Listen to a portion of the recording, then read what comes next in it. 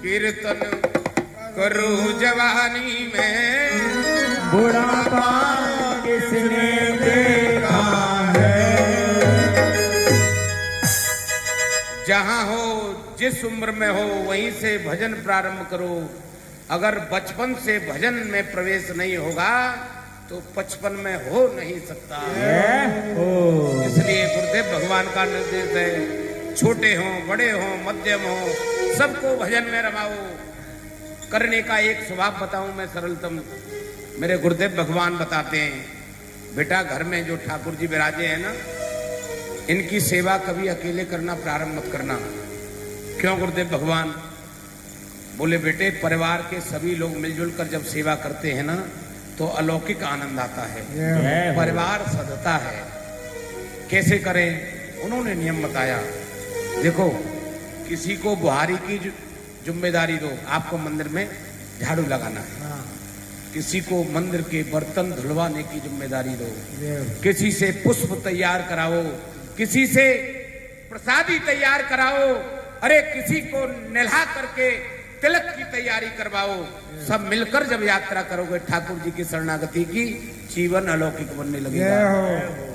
मेरी सबसे करबद्ध प्रार्थना है, एक साधन को और साधो। जो घर में ठाकुर जी है ना, इनकी सेवा स्वयं ही करनी होगी आपको। भूल करे अपराध ना हो। अब जानते हो हमारी 4 फैक्ट्री हो गई हैं, टाइम नहीं है, सुबह 7 बजे आते हैं, रात को 10 बजे आते हैं। तो सरकार हमने पंडित जी को रख रखा है, वो सेवा देते हैं। अच्छा भाव है आपका, लेकिन बताऊं उस सेवा का भाव जितना है वो पंडित जी ही ले जा रहे हैं। इस बात को ध्यान से समझो। परिवार में जब नियमित हम चलेंगे तभी हमारे साथ रहने वाले लोग धीरे धीरे ठीक होंगे।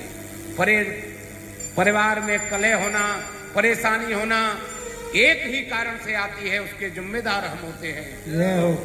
अगर हम घर के मुखिया हैं तो जानते हो हम अपने को छोड़कर सबसे नियमबद्ध जीवन चाहते हैं।